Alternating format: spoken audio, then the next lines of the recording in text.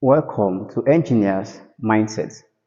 So still on inverse three function differentiation, let's say we have y to be equal to tan inverse of x, and we are asked to find the y all over the x.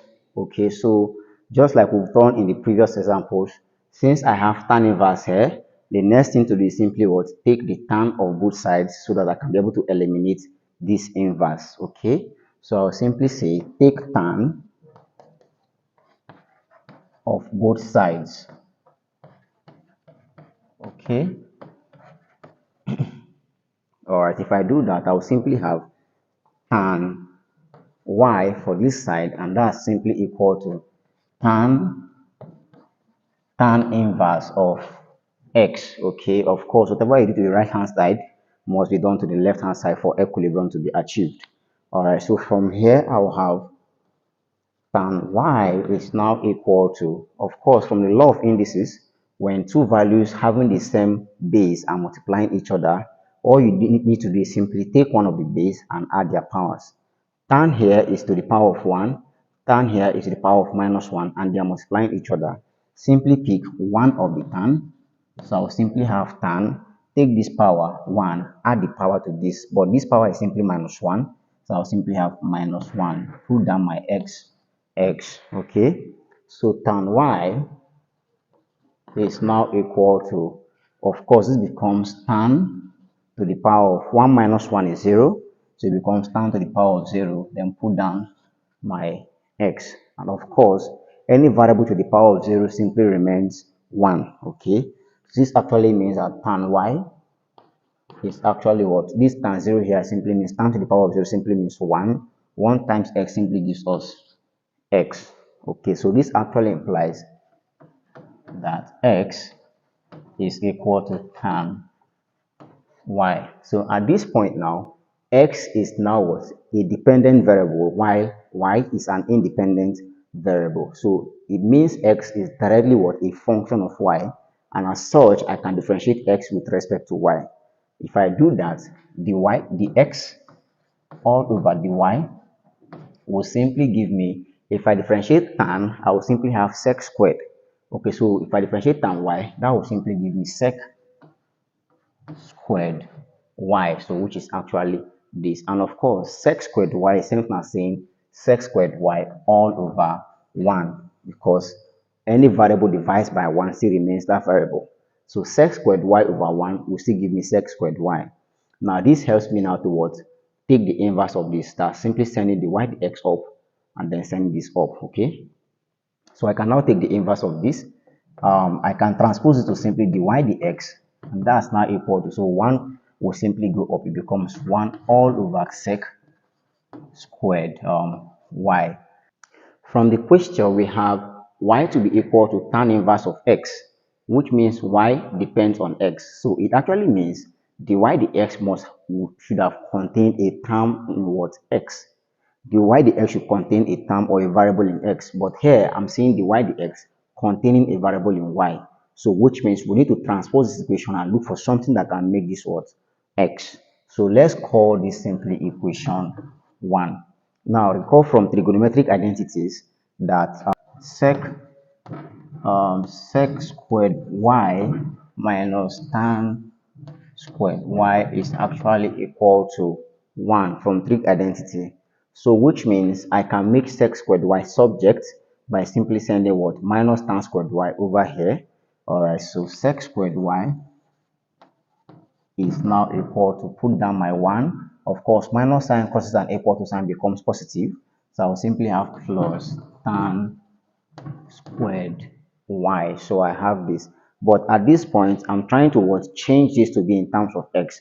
At this point, it's still in terms of y. Okay, so I need to look for something else to transpose this to be in terms of x. But recall, we said earlier, x equals tan y. Alright, so recall, okay, we said that x is equal to tan y. So which means in place of tan, I will simply put the value as what? X. So I have here now, this simply now implies that x sec squared y is now equal to 1 plus here I have tan, but tan squared. So in place of tan, I'll have x, but tan here is squared to the power of 2. So simply what? X all squared. All right. So now sec squared y is now in terms of x. I can now simply substitute into what this equation to find dy dx, and therefore dy dx is now equal to, we had here to be 1 all over, this is simply 1 all over, in place of sec squared y, we simply have 1 plus x squared, because sec squared y is simply 1 plus x squared. All right, guys, so whenever y is equal to tan inverse of x, dy dx, of course, is simply 1 all over 1 plus x squared. So this is the first approach. Just like in the previous two videos, I'm going to show you, just like in the previous videos, I'm going to show you a second approach to this, so you choose any convenient one for you. Okay, so I will still keep this point and this point. I will still keep here and here together. So let me simply take this off. All right, so using the second approach now. Okay, so I'm still keeping this and this. I'm solving with this two. So you already know how we got that two. All right, so you already know how we got x to be equal to tan y and how we got dy dx to be this. So I'm solving with these two. Now from x equals tan y, okay, from x equals tan y, we can simply have that tan y equals x. Now, I made mention of SOHCAHTOA in the previous two videos, a shortcut to trigonometric identities. So where we employed SO, CA, and TOA. So I simply said TOA means tan theta equals opposite all over hypotenuse. So tan theta, okay, is actually is equal to O here stands for opposite, all over A here stands for adjacent. All right, so tan theta is actually opposite all over adjacent, which you can see here. Okay, so which means tan y can simply be called tan y can actually, we said it's simply x, it can be called x all over 1, which is this. So if we write by definition tan y, y stands for this angle here, theta, is still the same thing as what? Opposite all over adjacent. So tan y is actually opposite over adjacent. So this actually means that x is the opposite arm and 1 is the adjacent arm. Okay, so let's represent this now on a right angle triangle. If we have a right angle triangle, which is this, call here A, call here B, call here C, and Y is the angle. So let's simply keep this angle here, Y. The opposite arm is simply AB. The side that is directly facing the angle is called the opposite arm. And from definition, opposite is simply what? X. So which means this arm is simply what? My X. And then adjacent is the side directly backing the angle, which is BC. Okay, and opposite over adjacent, adjacent here represents 1. So in place of this here, which is the adjacent, we'll call it 1. All right, but we need to obtain sec squared y. But before we get sec squared y, we need to find what is sec y. Sec actually means the inverse of cos. Sec actually means the inverse of cos. We obtain sec simply by taking, let's say sec theta, or sec y is actually what? 1 all over cos y. The inverse of cos is actually what gives us sec. So first of all, we need to obtain cos y. If y is this, you know that cos y will simply give me what? Opposite all over adjacent.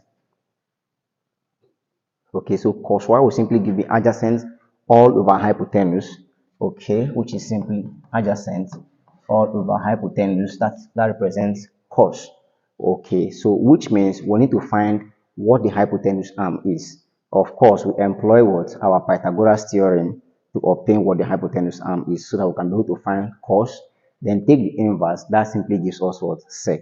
Okay, from Pythagoras theorem.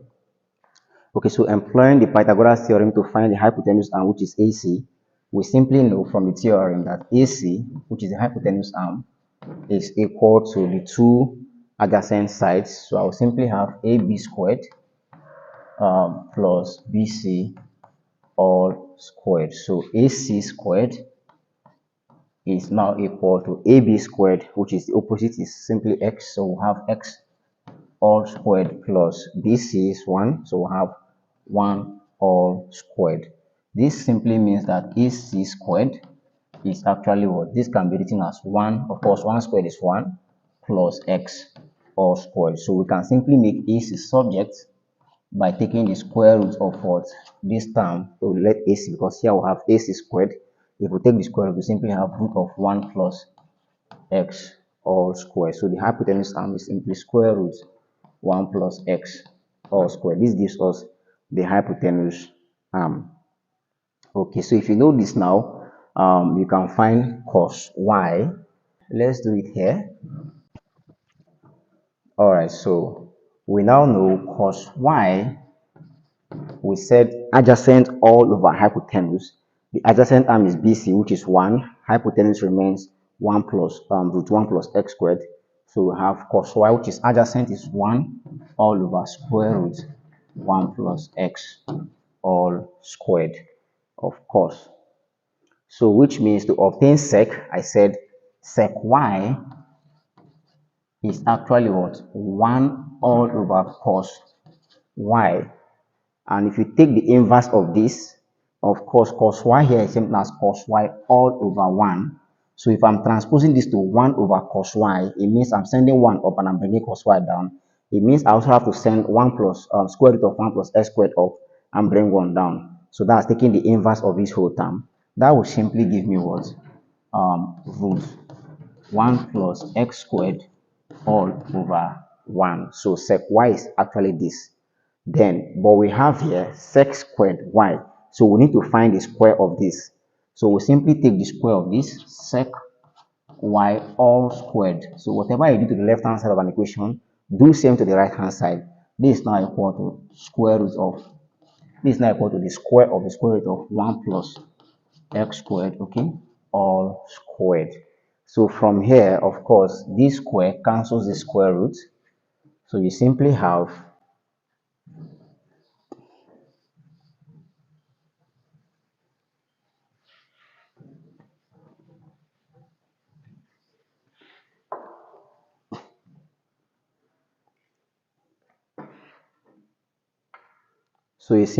here sec squared y is now equal to simply 1 plus x all squared, and therefore the y, the x from what we've obtained here is simply 1 all over sec squared y.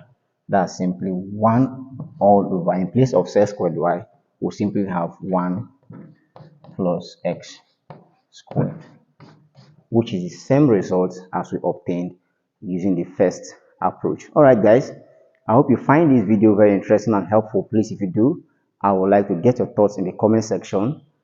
Please, if you're new to the channel, don't forget to hit the subscribe button. I will see you in the next video with more and more amazing problem on inverse trig function differentiation. Thanks and cheers.